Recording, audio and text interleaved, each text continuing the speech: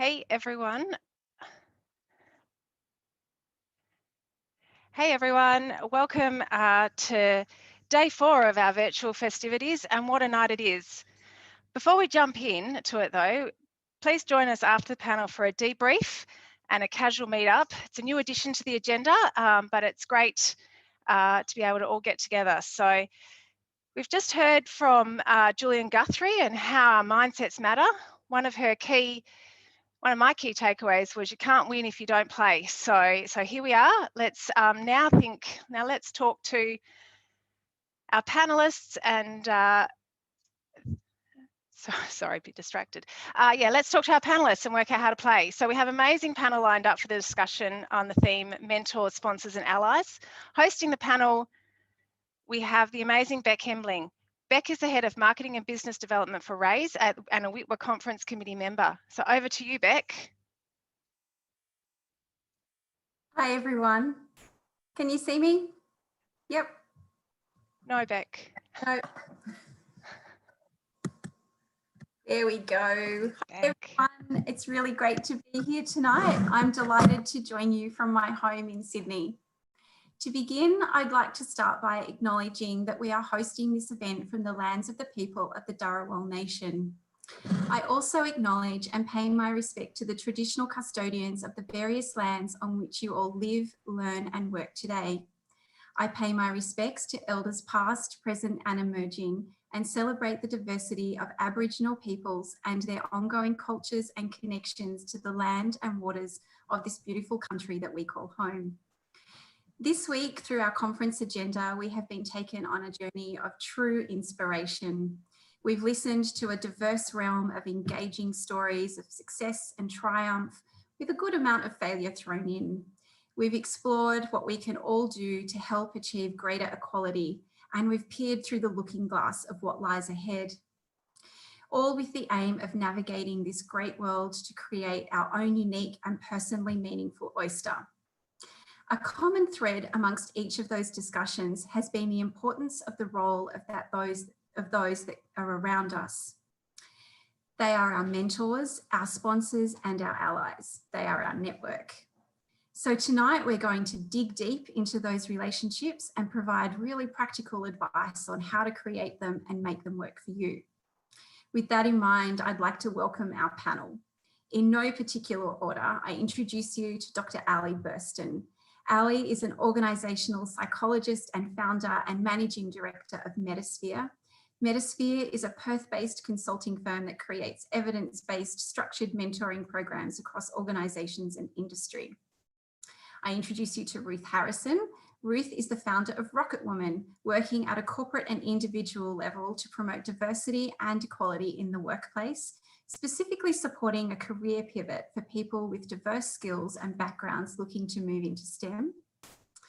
We have Conrad Liveris. Conrad is a non-profit executive and economist, and prior to his current executive role, he ran his own advisory practice focused on HR and management, working with everyone from small non-profits in Perth through to global technology companies and foreign governments, mostly on complex long-term transformation projects.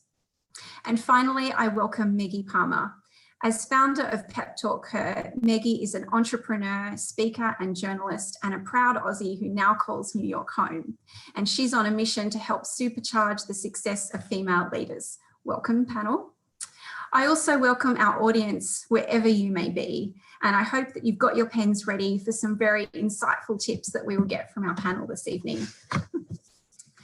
Now, as someone who has never ever had a mentor, I have a million questions that I want to ask you guys. I want to know how to get a mentor, when I need a mentor, where I'm going to find one, what types of conversations I have to have with them, and perhaps even what I need to do if I need to exit from that relationship. So let's jump right in. We're going to start with the basics, and Ali, I'll throw to you first if that's okay. I'd love it if you could share with us what the difference is between a mentor and a sponsor and what you see the benefits are of each. Yeah, great. Thanks so much, Beck, and thank you for having us tonight. We're really excited to be here. Look, it's a privilege to kick off this conversation and firstly give us a good definition of what mentors and sponsors are. Now, look, for us, a mentor is an industry leader, an experienced professional, or perhaps a role model, and perhaps someone that inspires you to do better things or explore interesting things that you haven't done before. So really, we find mentors are people who can offer career advice and guidance, and offer help with work-life balance and well-being, mental health, etc. These are people who are sometimes informal, okay, but also structured, okay? The difference with a sponsor is generally someone who you would have internally, okay? So a sponsor is someone who puts their hand up for you within an organisation when you may not be around to do that. So as a sponsor, what's an example? As a sponsor, you could be someone who you might be in a meeting and you could say, okay, well, there's the particular young person that I'm sponsoring, or even whoever it is you're sponsoring, and you could say, okay, well, look, actually, we're in this meeting, and you know what? I think this person that I'm sponsoring would be fantastic for this next project. You know, he or she's got some great skills. Let me check with them and see if they would want to take up that offer. So really, a sponsor is someone who stands in for us within an organisation, okay? So they're there looking after our best interest, whereas mentors are a little bit, perhaps a bit more informal, and you can have an internal mentor or an external mentor to your organisation. But fundamentally, it's about someone who inspires you really to do better things. Does that help with that explanation? It does. I feel like the sponsor is the person who's got our back. I like that. Yeah, you got it.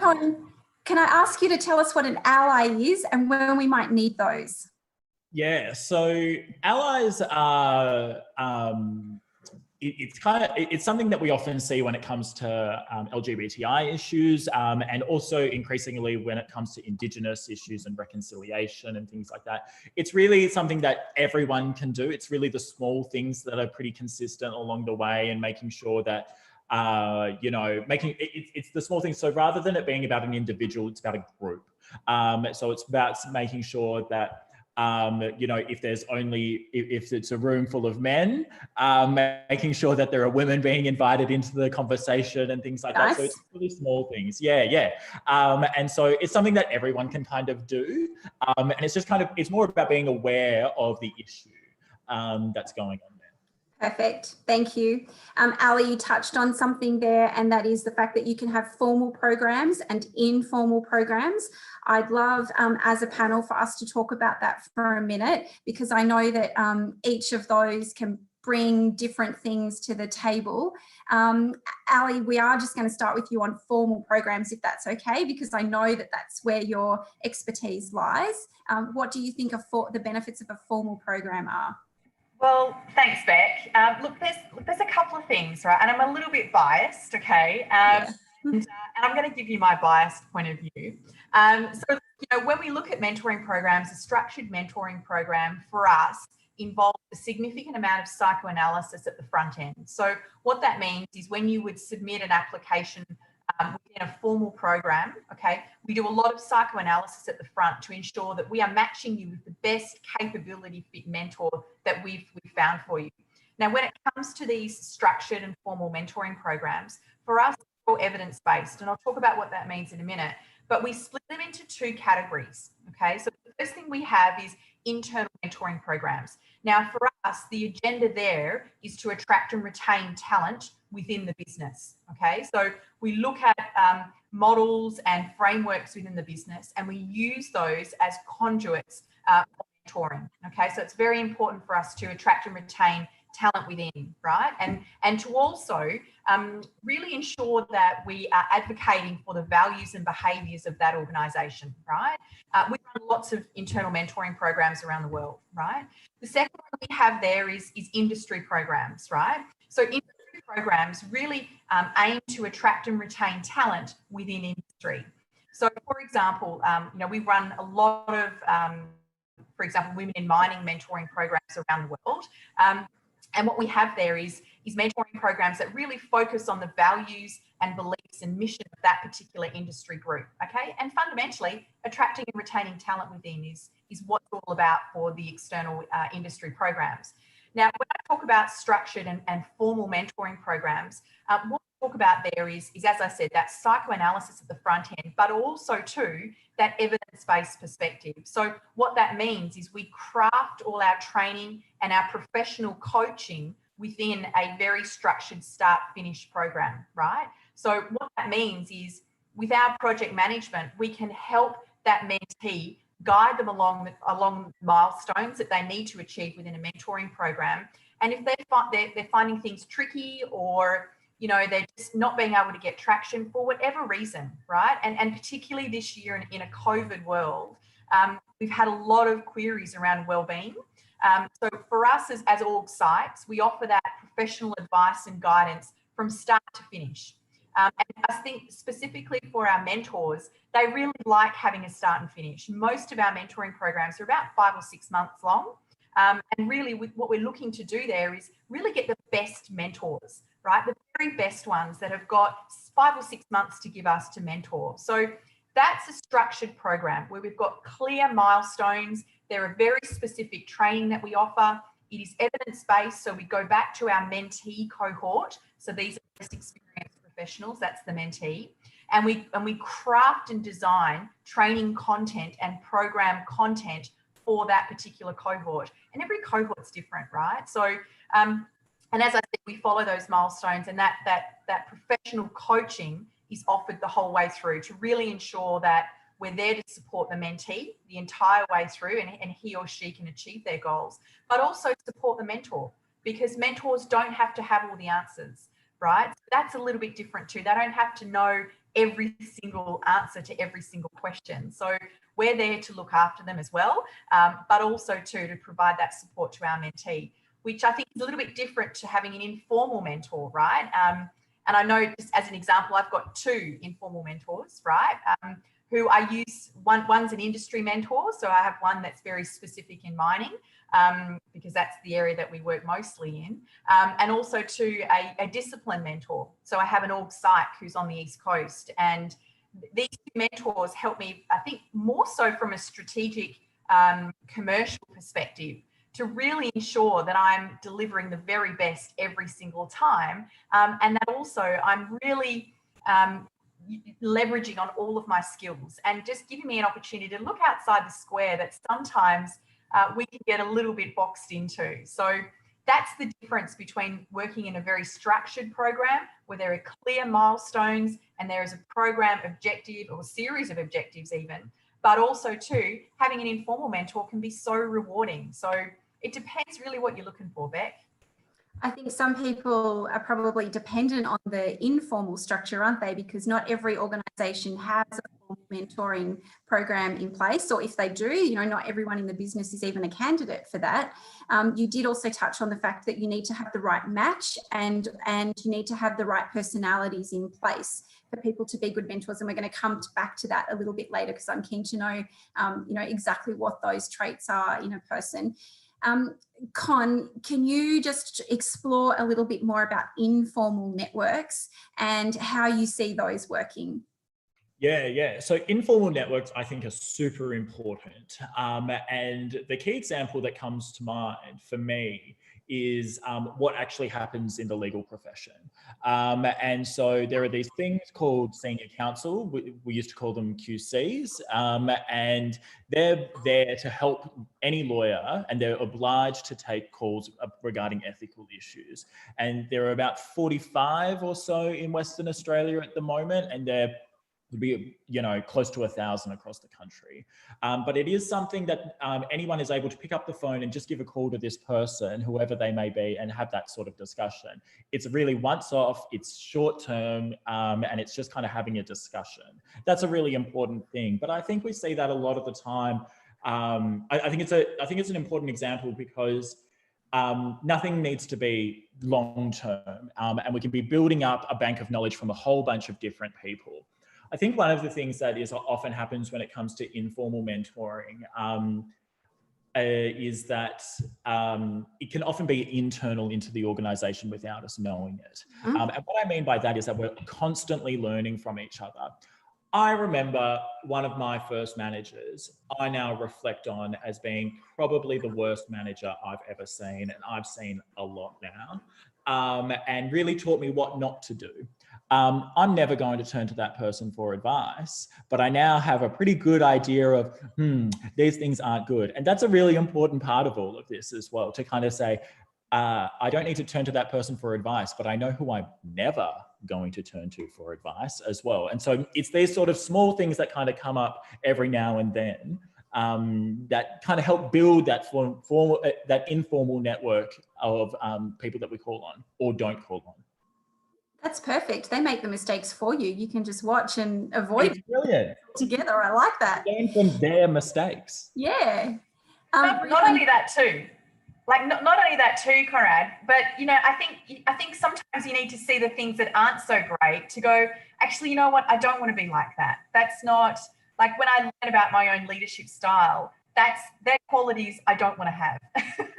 So sometimes we need to see those bad things as well, you know, like we've all had one of those managers. So I don't know, I absolutely agree with what you're saying. Thanks, Ali. Ruth, I'm just going to jump over to you now.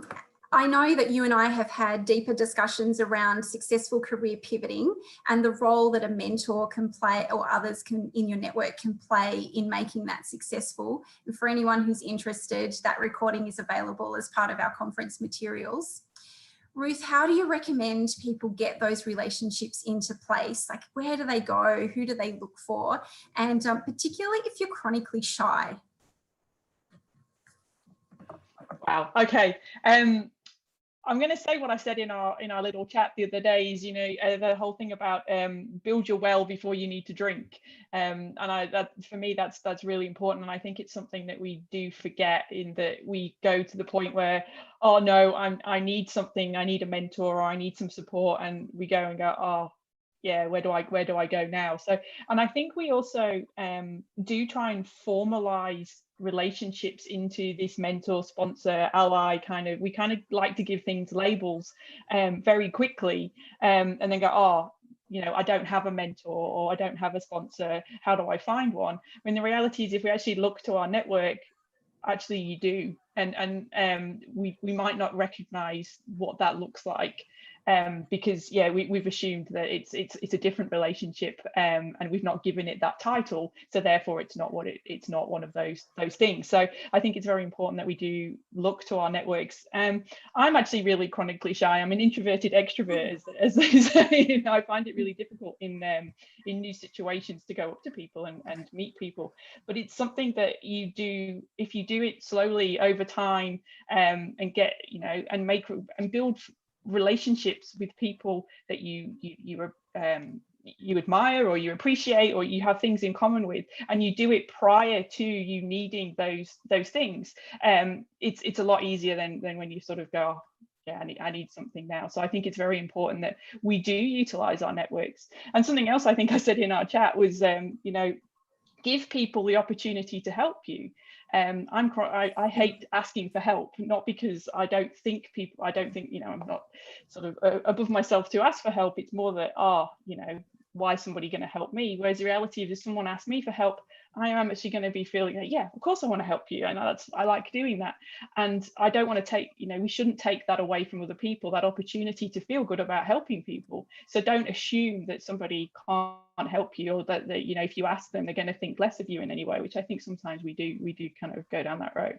So I think it's very important that we appreciate that people do want to help us where they can. And if they do say no, you know, that's not you, that's them. And that's, you know, it could be just a time thing. It could be that they don't feel that they're the best person to help you, and they might even, you know, be able to point you in the right direction. So I think it's just, you know, the answer to that is just have a go, and you know, treat everybody that you meet as an opportunity to learn something, and whether they end up being a mentor or a sponsor or an ally, it doesn't matter. That you know, that give that opportunity to grow your network, and yeah, foster it. So do you think, do you recommend having a discussion to define that relationship, or do you just naturally move into it? It feels a bit like dating. But so do you put a square box around it and you ask them or invite them to be your mentor, or do you just kind of naturally go to them when you need specific things? It depends on what you're after. I think the problem, once we define, I'm not talking about, mentoring programs where you go and get matched with someone. I'm talking more of this, I can't remember how we defined it, that looser mentoring process, is that as soon as we define it, we have an expectation of it. And sometimes when we have a mentor relation, as soon as you add that word mentor to something, it's like, oh, now what happens if it doesn't work? Or what does happens when I've got what I need, or we've both got what we need, or it's not, how do we end it? And that can make things very challenging. And I think sometimes we just have to remember, like friendships, we can have friends for a period of time and they don't have to be forever. And, we've got, you've got, things could work for, your 6 months. That's why I think formal mentoring programs do go for this 6 month time frame, because it gives you a start and an end, and that sometimes is the very, very helpful, because it goes, everyone's expectations are met. And I think with a less formal mentoring situation, it doesn't have to be defined, but sometimes you do need to let people know what expectations that they've got of it. But also, if somebody's a mentor, it doesn't have to be defined. If you're getting that mentoring out of somebody and they're happy to carry on that relationship, then that's fine as well. But just don't be sad or disappointed if it ends for one reason or another. Again, it's nothing to do with either you or them. It could just be a time thing, and don't read too much into it. Okay. Don't take it personally. Yeah, exactly. Yeah. Maggie, as someone who's taken quite a dynamic change in career direction, so you shifted from a journalist to a tech entrepreneur, I know that you benefited from the many people around you along your journey. Can I ask you what have you found that has worked best for you? I think in my experience, Beck, most of my mentors, sponsors, and probably allies have been more in the informal realm, which we've talked a little bit about today, which has worked well for me. But something that has helped me, I think, in my career, both as a journalist and now running my own business, is finding those reasons to connect with people. So Ali mentioned in a structured mentoring program, it's in your calendar and all that kind of thing. So I need to put structure in place in my informal relationship. So what I do is anyone that I really respect or who helps me in my career, I'll put a note of their birthday in my calendar and I set it as a recurring annual thing. And that's an excuse for me to reach out to them every year so that I don't forget it. I'll always try and make sure that I send old school thank you cards, or sometimes gifts when people make a really kind introduction or help me out when I need to have, a chat or a brainstorm with someone. And again, that's just a way to kind of, I guess, strengthen those relationships and show gratitude, because I think, everyone's talked on the panel today, you need to develop relationships before you need them, so to speak. And I think with every mentor or sponsor or ally, it goes both ways. It's not about taking. I like this concept of like giving, getting. Do like give, get? So not expecting that I can just message someone on LinkedIn and then straight away, they're going to make an introduction to me, or straight away they're going to be my best mentor or sponsor.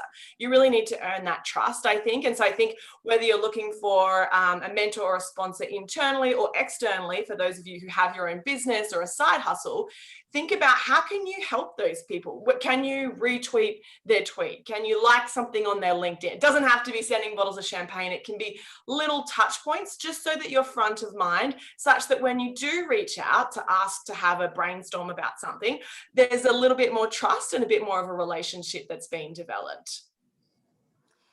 Thank you. And I know that, so when we've spoken before, you've talked about where you found some of those people to support you, particularly as you were initially starting in that tech space and you were building your app. And I know that you needed to shift very quickly from someone who had no coding experience, for example, to, having to upskill quite quickly. Can you talk to me about how you found those people? Listen, I think it's a great time to be looking for a mentor or looking to connect with people, particularly in the tech and entrepreneurial space.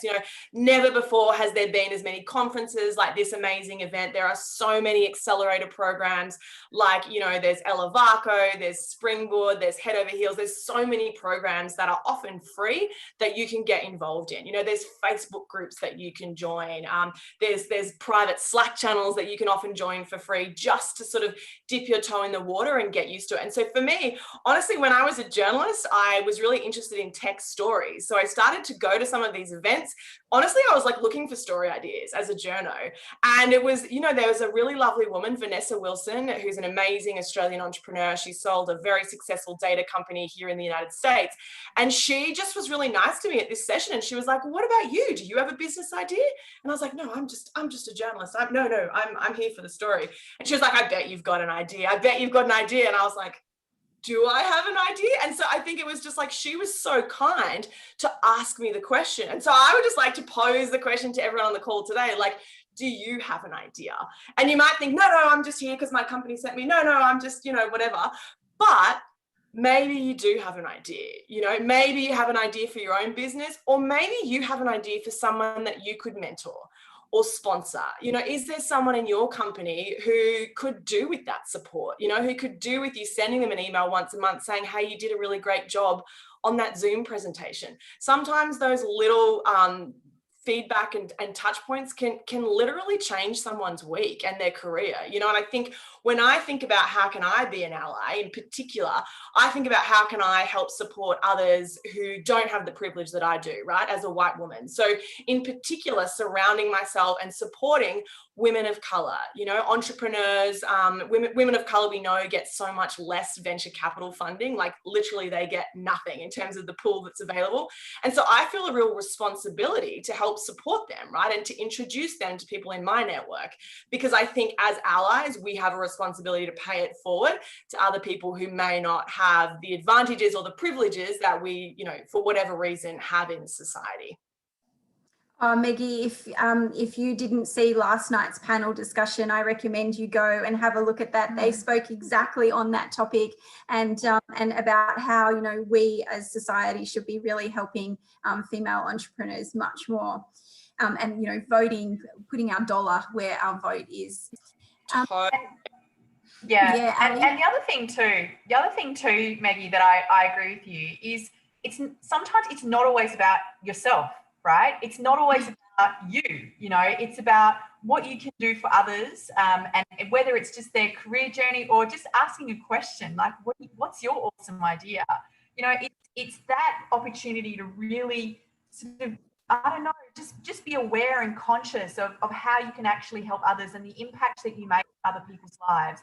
Even just a little question like that, like you've remembered something like that all of this time later. And as I said, it's not always about you. It's about, you know, your community, society, someone that you see that might be struggling. You think, hey, g'day, can I help you? Is everything all right? You know, and I think it's that opportunity, not just gratitude, but I think just sort of paying it forward is just something that doesn't matter if you're a graduate or you've been in your career for 50 years. You can always pay it forward to somebody else. But it's that mindset that's really important, you know, because otherwise you're aware of that. You know, and I think that comes from the heart. That's genuine. Yeah? Listen, I agree with you. And I think the other thing when we think about sponsoring and mentoring is that it can go both ways. Often we think if we're junior in our career, we need someone senior. Carolyn Jones, the amazing journalist who hosts Australian Stories, she talks about having a young mentor who helped her get onto Twitter. And she was like, it's amazing because, you know, Carolyn's been in the industry a long time. And when Twitter and Instagram came out, she had no idea. So she actually connected with a younger journalist within the ABC who helped her learn the ways of Twitter and Instagram and social media. So I think it can honestly go both ways. And likewise, those of us in the middle of our career can help university graduates. You know, it might just be a cousin of yours that you take a phone call from when they want to ask a question. You know, sometimes we overcomplicate it. I think we think, oh, I need to like put all these, but it can be a really simple thing. And not only that too, but speaking with the younger generation, right? They're helping you view macro trends, right, in industry. So from my perspective there, you're absolutely reverse mentoring. I get it. I've heard of it. It's a great idea. But the great thing about mentoring some younger people too is understanding their language, understanding what's important to them, because then you take that back, right? And you think, hey, now I'm learning how to communicate a lot better, not just with people in my own sort of sphere, but also those young people than me, right? And as I said, you get an opportunity to really witness some of those macro trends that are happening in industry and in society and community that you just wouldn't ordinarily have the opportunity do, just perhaps in your everyday role. So I think there's just so many benefits of mentoring. Sorry, I could go on and on. That's why you're here. I think that's a really important point. As a young person, you often look up for advice, and you can very easily forget that you've got a lot to give as well. And I love that we're all in the middle and we can go up or down. That's really lovely too. Can I ask you, most of us are working from home. Ali, I can see that you're in an office, and many of you in Perth are in offices already, but there's still so many people working from home on a permanent basis, and making those connections can be a little harder because you kind of need to have that face time to really make it work. You've already talked, Maggie, about joining different chat groups and things like that, but what impact do you think that it might have in the longer term if we're continuing to work from home on such a permanent basis? I'm going to throw that open to you, Con, first, if that's all right. Yeah, totally. It's a really interesting idea, and obviously, the world is our oyster, and that was discussed on Monday night, and in all of the very interesting ways that the origin of that term from Shakespeare, and so I guess one of the things is, look, anyone who you can get in contact with all over the world is pretty much up there, up for grabs now, and if they're a half decent person, they'll reply to you and give you some encouragement. Not everyone is half decent. But what I would kind of say is the way to kind of focus that is to really look at the people who are doing things in the field that you want to work in, and to really look at what they've been doing, and how you can learn from that. The best advice I got when I was about to finish high school was to read the biographies of the people I thought were doing cool things and did jobs that I was interested in doing, because you get 150, 200 words, all very discrete, kind of, they did this job, they studied this, they did X, blah, blah, blah, they worked overseas or they didn't, and stuff like that. You get this really succinct thing to see what's going on. It's something I still do today when I'm thinking about what the next steps are, is to be like, okay, this is where I am. These are the people that have got similar experience to me. And now everyone puts it on LinkedIn. So you can just kind of go there and be like, oh, that's what they did. And that's so helpful. So literally everyone is sharing their information for you to learn from. And so you've gone from having maybe, in Perth, we've got about just over 2 million people, to having a world of, I think we've got 8 billion people in the world now. And, it's just massive. I know there are two subject matter experts that I turn to regularly for advice. One of them's in London and one of them's in New York. And it is just one of those things that their perspective is different to what I've got. I know that being in Perth, that I'm the different perspective for someone, a good friend of mine in Sydney. And, so now you've got all these options, and you've also kind of got the selling point as well. This is what we do down here. And people like knowing that. So, yeah. If anyone who is stuck, just join a WiTWA committee, because I can tell you this has opened up a world of possibility and conversation for me. It's been amazing. Earlier this week, we heard Emma Isaacs talk about the fact that she has 20 to 30 people in what she describes as her mentor network. And I know that some people really have a more traditional one-on-one arrangement in place. Can I ask people what their thoughts are? Can you have too many mentors, and how many is too many? Ruth, we might start with you, please. Can you have too many mentors? Yeah. I think you can. I think the answer to that is we can have many mentors over our career, but I wouldn't say you want lots and lots at the same time, because then you end up in a position of conflict within, yes, you can have mentors in different parts of your life, but you don't want to have, all, particularly, let's have 5 mentors that all talk to me about where I am at the moment in my current employment, and then I might have 5 outside who talk about other things. You're just going to get conflict, lots of advice, and then you don't know who to follow, or and then you just become a bit of a mess. So you might have one external and one internal mentor. You might have 2 or 3 that you've worked, one that's, you know, a long-term one, and then potentially shorter-term ones. So yes, my advice is you can't have too many mentors. I don't think many people do, but if you do get to that point, you might want to go, you know, where am I at the moment and what's important to me? And, you know, those longer-term mentors, they get to the point where they know, you know, when they're needed and when they're not, and when they can help and when they can't, and they back off. Not that they would be in your face, but you know, it's just about you recognizing where you are in your point of your career and why you need the mentors that you've got. So yes, is my answer to that question. And Ruth, do you think that's important to have a person inside your business as well as outside of your business? Not necessarily at the same time. Yeah, but I would definitely say that, yeah, look, having different perspectives is very useful. And I think almost having someone outside of your industry is a good place to start as well. Because if you can become very insulated in an industry in that you can only see how things work in that industry. And, you know, you might speak to somebody from a different company, yet they're still working in that very similar manner. So you're not getting an outside view. So I think it's very important to cross industries as much as crossing businesses.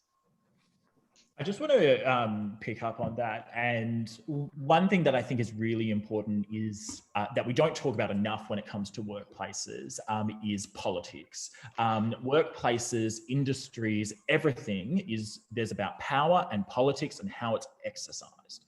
I say that as someone who my first degree was in political science. And so, you know, I guess I'm more heightened to these sort of issues, but, you know, you actually do need people that understand the lay of the land because, you know, there's a lot going on. We talk about networks. I tend to call people, you know, friends and stuff like that. So I try and avoid that sort of technical term, but, you know, there are people who I'm less friendly with, and there are people who I don't want to be friends with. And everyone knows when you start talking about this, oh, there's that person in my industry who I don't want to be with, I don't want to be associated with. But the reality is that you need people who are going to call out your bullshit and be able to also say, actually, you're being given the runaround internally. So it's really important that you have people that understand what's going on, you know, internally in your organization, but also to turn around and say, actually, this job isn't helping you. You would be so much happier elsewhere, and go for it. So you kind of need people who are going to help navigate both the internal and then also to say, hey, there's so much better stuff going on out there, or this is something you should do internally to build your credibility as well. So, you know, yeah, there's a bit going on there, but the best advice I was ever given about workplaces was to understand where power lies. And when it comes to relationships like this, it becomes super important. Wouldn't it be helpful to be told that early in your career instead of having to navigate that all on your own? What about sponsors? Can you have too many sponsors, Maggie?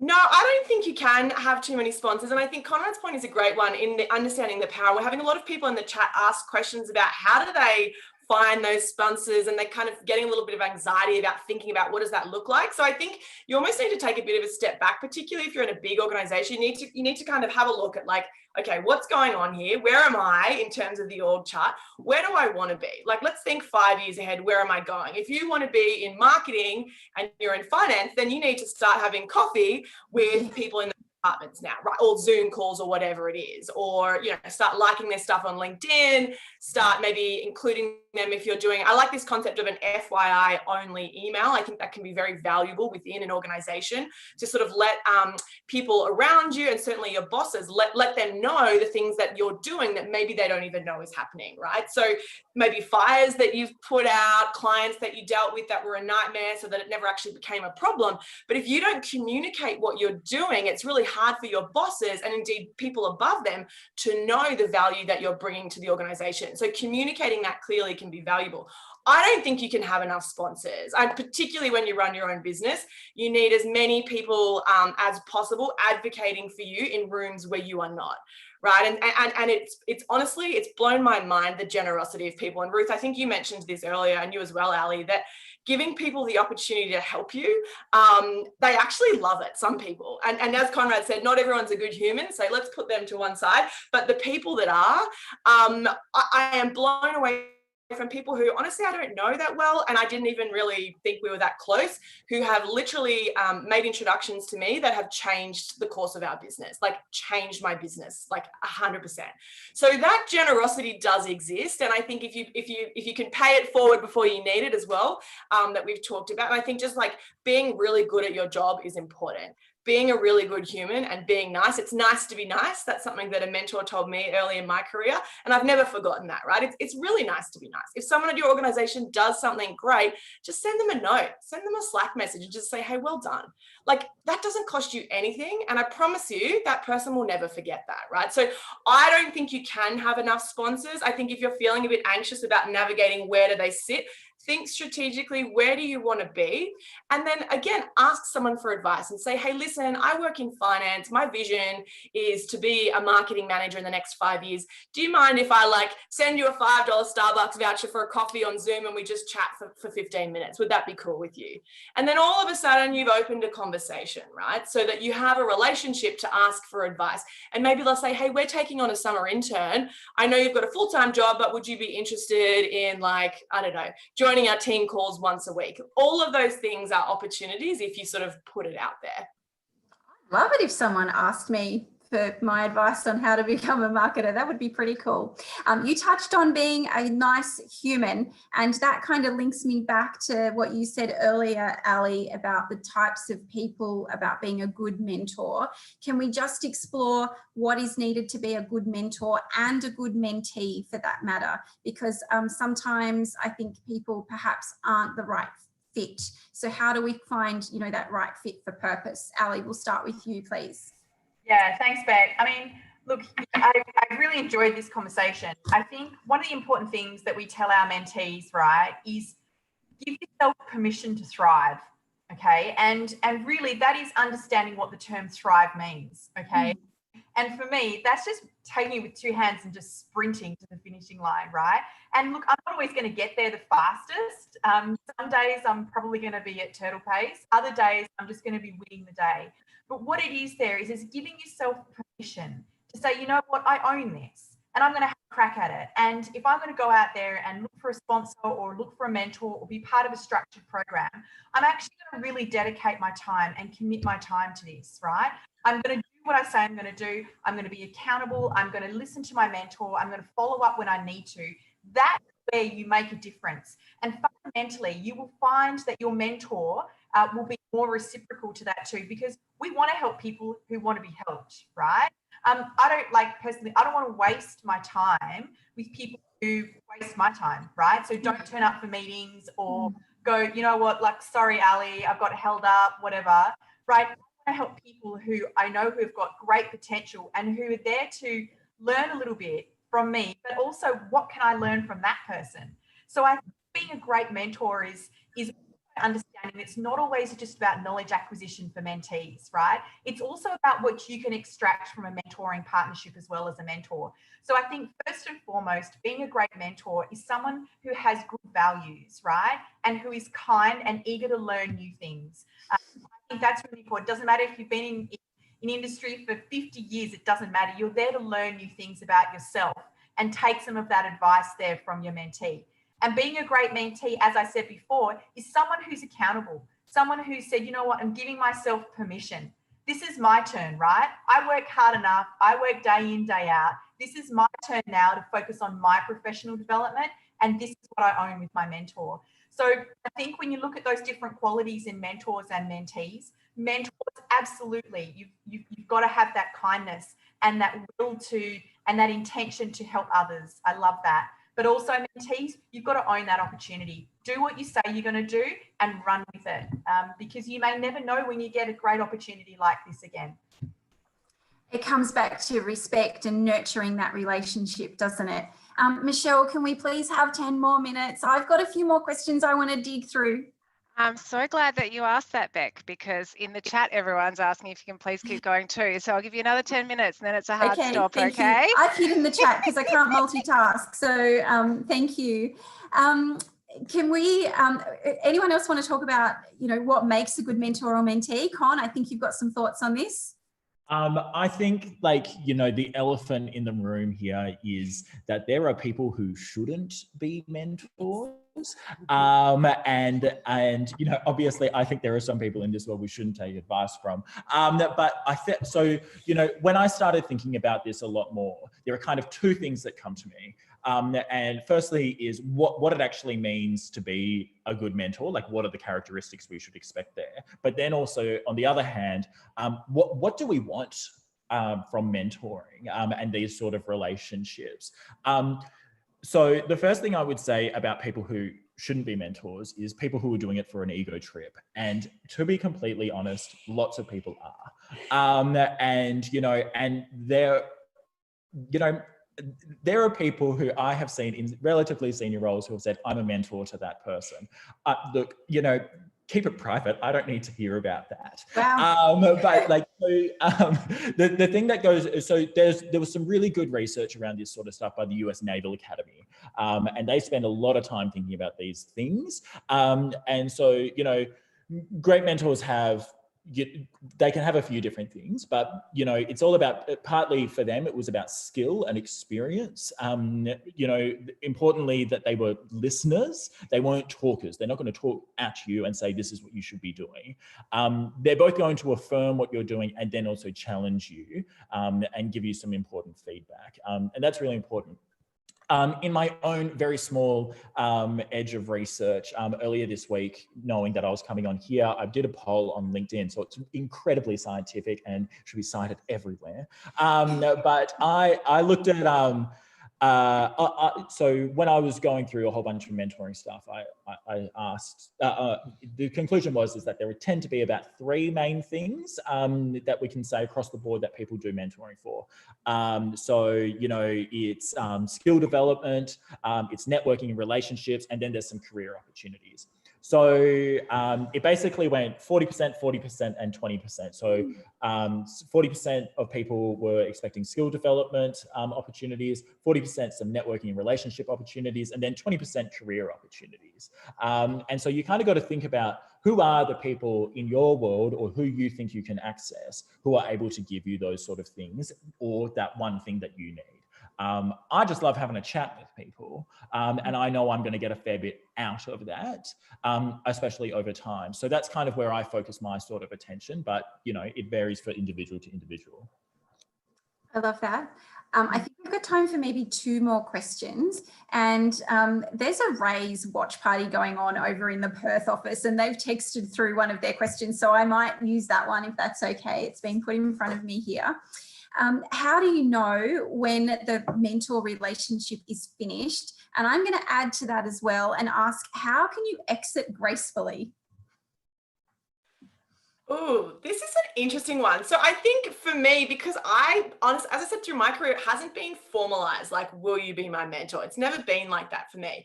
And for me, I think to Ruth's point, relationships to me span a lifetime. And I think in this modern world of LinkedIn and working from home, opportunities are really not as localized as they used to be. And I think it's the same for relationships. So personally, I would never fully cut off a relationship unless it's toxic.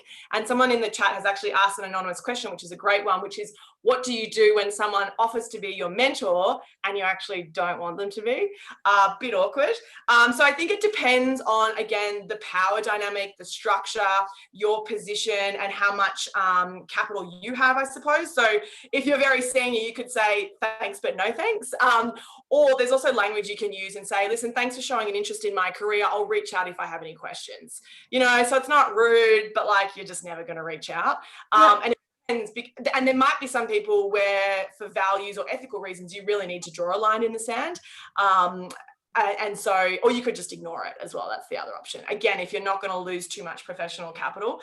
But I like to think of relationships spanning a career, and when I was in journalism, I had some amazing sponsors who sponsored me informally. And then honestly, even when I went from network to network, opportunities I'd never applied for a job after I got my first one, because sponsors at other networks would put me forward without me knowing, with me knowing. And so you sort of tap in and out of relationships, in my experience. And then listen, if I ever move back to Australia in 20, 30 years, maybe I would reconnect with those people, right? And I still do the thing that I always do, which is I always will send them a birthday note. If I notice they get a new job, I will always reach out and say congratulations. If I hear some news that their partner's sick or their kids graduated from college, I'll just drop them a note. So to me, I don't ever really cut it off, so to speak. That's not the way that I work with my relationships. But I think you kind of have to work out your own style.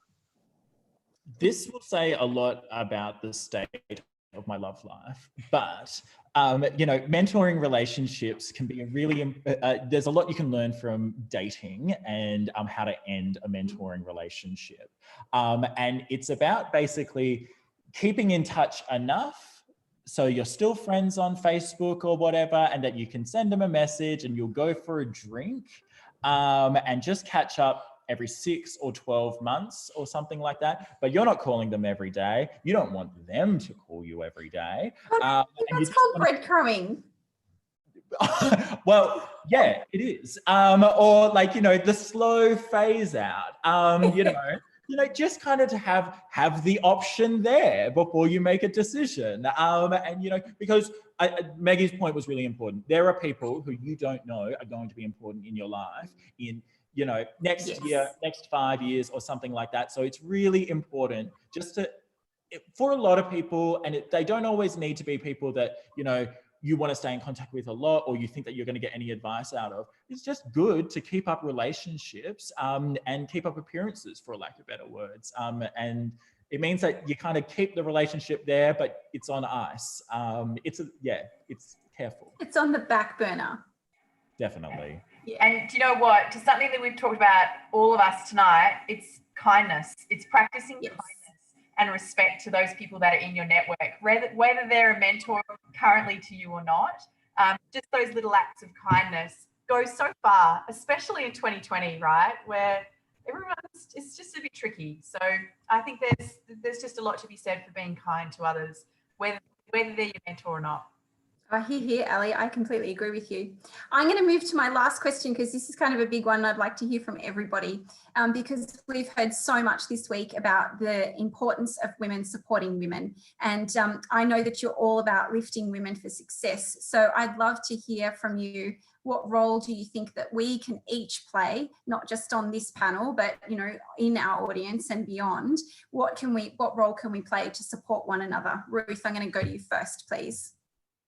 Thank you. I want to go back to last night's discussion, where I think it was Sally Ann brought up, you know, bring people with you. And from this discussion, for me, the most important one of these three things we're talking about is sponsors. And I think they are the people that we bring with us, and we bring them into the room when they can't be there. And I think that is the most important thing that as people we can do, because it's so easy for us. If we are in that room, all we need to do is mention something, you know, go, oh, have you thought about how are you going in this area? I know somebody fantastic. You don't even have to do any more than that. Just put something in somebody's mind that they might not have heard before. Support somebody. And for me, that's the most important and the simplest thing that we can all do every single day. And it doesn't matter whether you even think, you know, I think I've just mentioned in the chat that for me, some of the best relationships I've come across have come from the most unusual places. And I think we can be very quick to go, oh, I don't know how that person can help me. But you just have no idea where you just giving a little bit of support to somebody could take that relationship. And, you know, I've got some fantastic sponsors in my life that have got me to where I am now. And that's not through anything other than friendship, you know, having something in common, having a discussion and going, oh, I know who you are now. And we've met in the most unusual circumstances, but we've led into a different part of our lives that are just where we've helped each other. So I think if you can just do one thing, just bring people with you wherever you can. Be interested. I think I can see that Michelle's here, so that we'll extended our extra 10 minutes. Sorry. Yeah. One final comment. Yeah. I just want to jump in really quickly. And I think Conrad Conrad touched on this about being frank and fearless and like having hard conversations with your mentors, your sponsors, and also as an ally. And I think being an ally is so important, and it's nice to be nice and all those sorts of things, but sometimes you have to have really hard conversations, and sometimes you have to say, hey, listen, that's not okay. And that's about being a great ally and a sponsor as well. And I think, to use a Hollywood example, Chadwick Boseman from Black Panther, you know, he openly advocated for equal pay for Sienna Miller in a movie that he was in with her, right? So that is being a true ally, where you stand up and say, this is a hard conversation. This is a hard thing for me to do. I'm putting some of my capital on the line here because I know that this is the right thing to do. And this is for the greater good. And I think the more that we can all do that for our mentees, for our sponsors, and for organizations and as allies, I think that that's really important as well. Thank you. Just one yes, final. Which is that when we talk about mentoring and we talk about the elevation of women and, you know, supporting women into leadership and things like that, we often focus on what that means for the next generation of women and girls coming through. One thing that I've thought has been missing in that is the impact that that has on boys as well. If we're going to normalize women in leadership and women in senior roles, it's not just girls that need to see it, it's that boys need to be able to see that women are going to be their bosses and telling them what to do and making the big decisions. And so where we can take these sort of relationships and support women into those roles, it just has this huge effect also on boys and young men. So true. A message for us with sons. We're going to have to call it there. I want to thank you so much. It's been such an incredible discussion. I've loved every minute of it, as I'm sure our audience has. I can't wait to read the chat afterwards. I just want to also thank our audience for participating with us tonight. And if I could ask our audience to do one thing, that would be after this session, when you've got a few moments, just take 5 minutes or 10 minutes to reflect on everything that you've listened to and just write a few notes, not on what you've learned, but on what the actions are that you could take to make this happen for you. Thank you. Thanks, Beck. What an awesome discussion. No one wants it to end. If you look at the chat, everyone wants to keep going. So thank you. Thanks, Beck. Thanks, Ruth, Con, Ali and Maggie. It was awesome. Now, before we finish up tonight, though, we do have the casual meetup after this. So if you want to continue the conversation, you want to connect, we'll be back on in 5 minutes with that one. And I do also just want to thank our sponsors, because without their commitment, this event wouldn't have been possible. We have Raise, Beck's from Raise, Amazon Web Services, DXC Technology, Kinetic IT, the US State Department, Rio Tinto, House Digital, Murdoch University, West Farmers, Boffin's Books, Multiplier Media and Tankstream Labs. So thank you very much to them. And just finally, I also want to remind you that tomorrow's the last day of the conference and we have a massive treat for you. We have the amazing Dame Stephanie Shirley joining us for a keynote presentation and a discussion with our very own Lacey Filipich. And then we have our 2020 awards. So some of you will be joining us face to face, which is going to be awesome. To those that aren't, Beck, I'm sorry. We really, really want you here, but we just couldn't get the borders opened. So those that can't be with us will be online, will be live, and looking forward to seeing you all there. So thank you so much, guys. And just remember to join the meetup and continue the conversation. Thank you, Beck. You did great.